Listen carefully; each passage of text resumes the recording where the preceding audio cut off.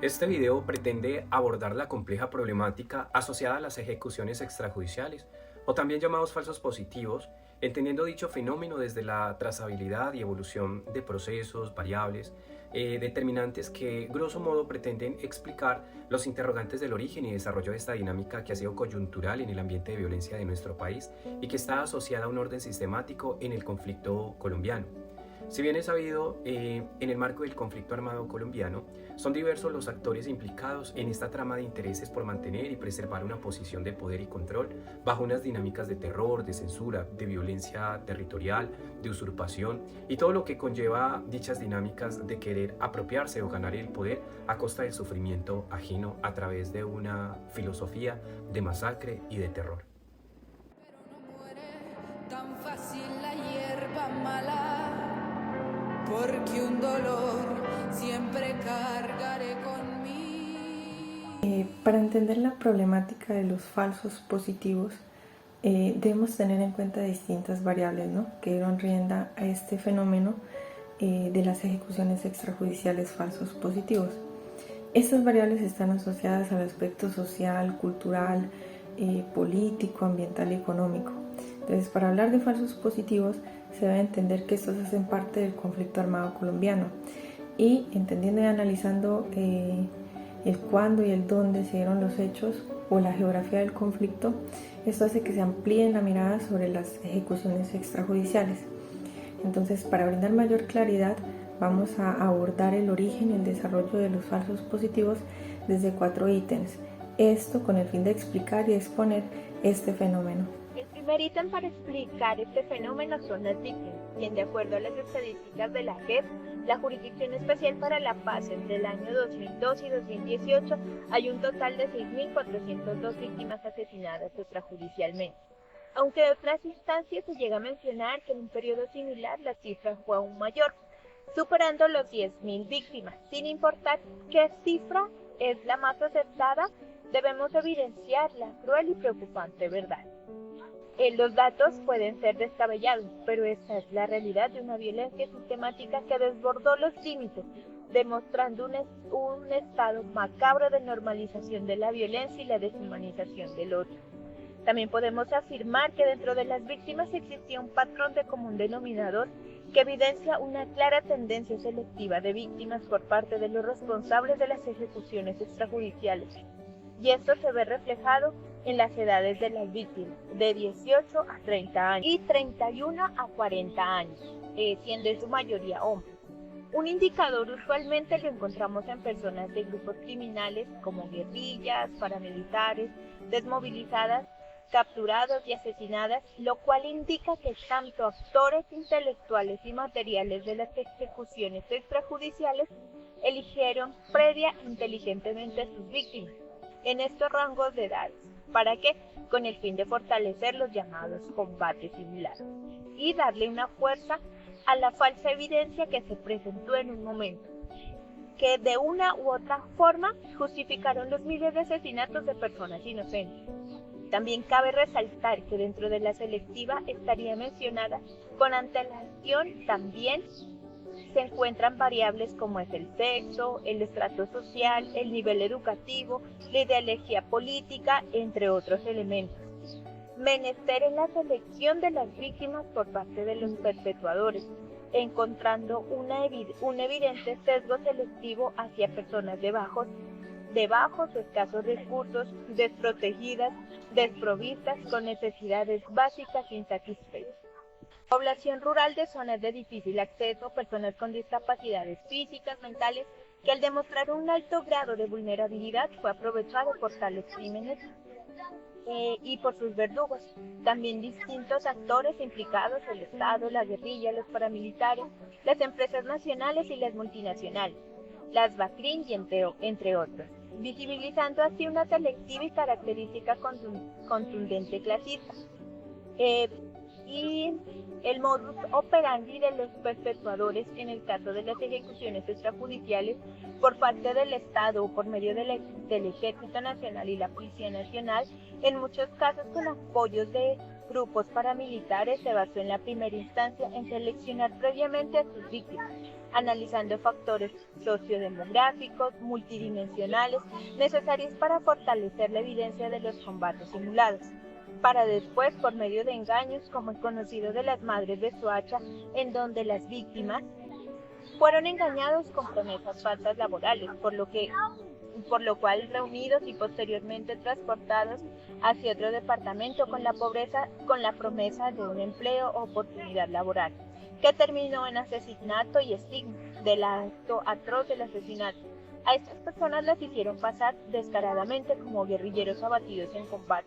por lo cual a las víctimas y a sus familiares se les violaron tanto los derechos a la vida, la integridad personal, la libertad personal y la honra a la dignidad. Somos mamitas y no queremos parir para en esta guerra nuestros hijos ver morir. Todas somos mamitas. Las ejecuciones extrajudiciales antes del año 2002, esta práctica no solamente se da en el periodo del 2002 al 2008, sino que también existen cientos de casos y reportes donde hay ejecuciones extrajudiciales en Colombia, y estos datan de 1969 en adelante. Entonces, bajo el modus operandi, donde se han llevado, digamos, a cabo actos atroces por parte del Estado, principalmente, ¿no? Entonces, el concepto falso positivo no era conocido antes del 2002. Y en 1979, con la creación del Manual de Instrucciones Generales para las Operaciones contra Guerrillas del Ejército Nacional de Colombia, en este caso, en donde este manual clasificaba a la población civil en 3 categorías. Entonces, la que apoyaba al ejército, ¿cierto?, que era denominada lista blanca, la que apoyaba a los grupos subversivos, que eran denominadas listas negras, y las que apoyaban o las que no tenían bandos definidos en el conflicto eran denominadas listas grises, ¿sí? Entonces, en 1987, el Reglamento de Combate contra Guerrilla de las Fuerzas Militares divide las fuerzas, ¿sí? Entonces, fuerzas subversivas en 2, población civil insurgente y grupo armado. Entonces, este manual establecía acciones violentas, entonces donde habían amenazas de muerte, asesinatos, estigmatización. Entonces, ellos hacían esto según o bajo su criterio, porque algunas personas de la población brindaban apoyo a grupos guerrilleros. Entonces, entre estas 2 listas que cabían ahí eran las listas negras y las listas grises. Entonces, este manual y reglamento sigue vigente en las fuerzas militares desde 1987 hasta el año 2009, de donde nace el concepto enemigo interno. Entonces, esta es la pieza principal, o sea, la clave que siembra el precedente de todo accionar de la muerte consecuencia del periodo 2002 al 2008, bajo la presidencia del expresidente Álvaro Uribe Vélez, ¿sí? Entonces, este es uno de los casos extrajudiciales llamados falsos positivos. Solidaridad a las familias que perdieron a sus seres queridos. La Comisión de Organizaciones de Derechos Humanos, la Iglesia y de la sociedad civil, que viajó hasta la vereda Alto Remanso de Puerto Leguízamo, Putumayo, concluyó que hay serios indicios de que la operación militar contra las disidencias de las antiguas FARC, en la que 7 civiles de esta comunidad murieron, fue un Los falsos positivos o ejecuciones extrajudiciales y desapariciones forzadas bajo la modalidad de combate. Bueno, los falsos positivos en esta modalidad de combate simulado estuvieron acogidos bajo directrices y políticas que, aunque no hayan sido emitidas por grandes tribunales, dejaron ciertos precedentes e indicadores de su existencia, de acuerdo al reporte de los casos de ejecuciones extrajudiciales. En este sentido, podemos encontrar un patrón de violencia ocurrente, la comisión de crímenes o movilizaciones colectivas, el uso de recursos públicos y privados, y la inyección de capital por parte del Estado colombiano e inversión de recursos en el Plan Colombia en la implementación de lo que se conoce como la denominada política de defensa y seguridad democrática y política de consolidación de la seguridad democrática. la cual estaba centrada en fortalecimiento de las fuerzas públicas en su capacidad de operación, alcance, presencia y distribución en el país. Debido a la gran inyección de capital invertido, se esperó grandes resultados frente a la lucha contra el terrorismo. Pero fue una gran decepción y sorpresa que a pesar de todos los insumos y la capacidad operativa, el resultado operativo no se vio materializado en el territorio colombiano, lo que desembocó en la emisión de directrices internas tanto estatales y las instituciones de la fuerza pública. Pues de allí la presión por mostrar indicadores positivos frente a la lucha contra el terrorismo desembocó en capturar todo tipo de artimañas, ya que en el año 2002 se evidenció unas políticas y unas transformaciones en las más conocidas ejecuciones extrajudiciales. Crímenes de lesa humanidad se cometieron por bajo de la mesa, pero la labor de algunos organismos como la JEP y la Comisión de la Verdad es brindar tanto su carácter investigativo, los llevó a desarrollar herramientas frente a la búsqueda de la verdad que esclarezca tanto los hechos, sobre todo conocer también la verdad direccionada a la no repetición de los hechos. Lo que dicen es andaban en cosas raras, como Jean Borja, Leider, Álvaro y Fernando. Somos víctimas del sistema y el abandono del Estado, pero el pueblo no se rinde, carajo. ¿Quién los mató? ¿Quién interrumpió sus sueños? Eso no era Según datos de la Comisión de la Verdad, en su informe Caso de Ejecuciones Extrajudiciales,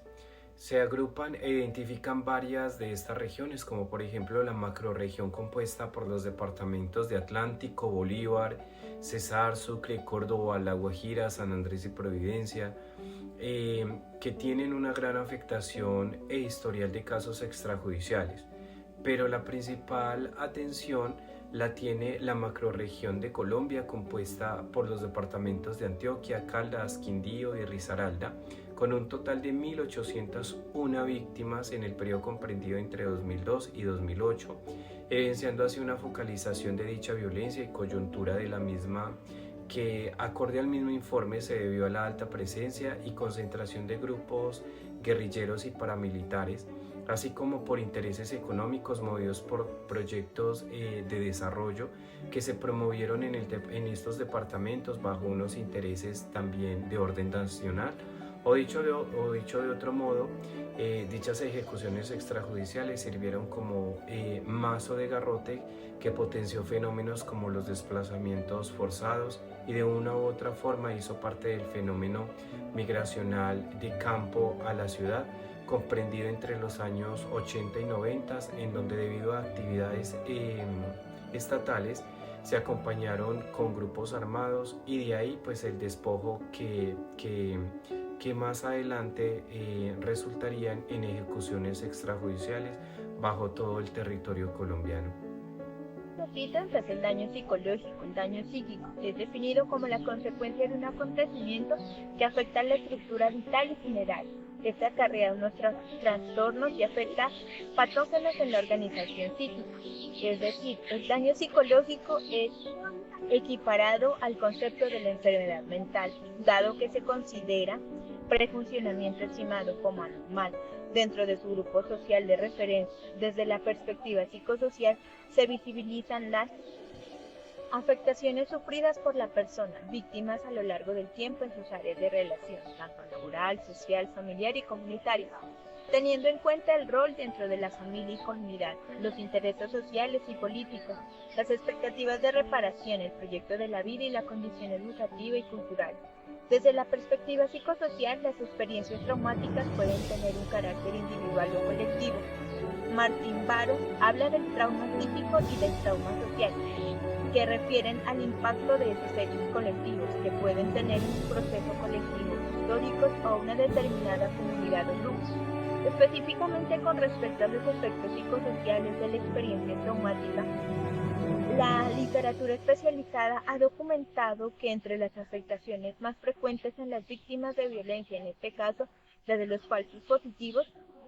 se destacan vulnerabilidad para el afrontamiento de situaciones de crisis, ruptura emocional con su identidad, cambios en la relación con el cuerpo, privatización u ocultamiento del sufrimiento por temor a no ser comprometidas o ser señaladas. vivencias de estigmatización, atribución de culpa por los hechos, dificultades para el establecimiento de relaciones de parejas estables, pérdida de la confianza y credibilidad en el Estado y sus instituciones. De acuerdo a la Fiscalía de las Investigaciones de la Jurisdicción Especial para la Paz, JEP, las fuerzas militares de Colombia abatieron al menos 6.402 civiles entre 2000 y 2008 y los presentaron como bajas en combate. De ahí que los actores de esta barbarie son las estructuras armadas legales como el Comando General de las Fuerzas Militares, el Ejército Nacional de Colombia, con la que las Fuerzas Armadas buscaron presentar buenos resultados a sus superiores en el combate a las guerrillas y bandas criminales donde ellos operaban.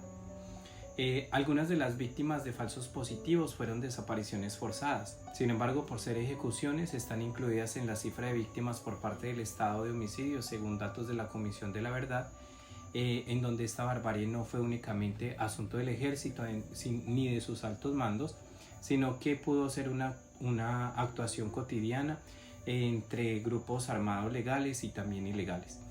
De ahí es que salen las ejecuciones extrajudiciales y también otros mecanismos criminales, como por ejemplo la participación directa de militares, sea militares activos o retirados, en las filas paramilitares para el entrenamiento de tropas, entre otras acciones que también prueban las interacciones y también su cercanía. Todo este entramado también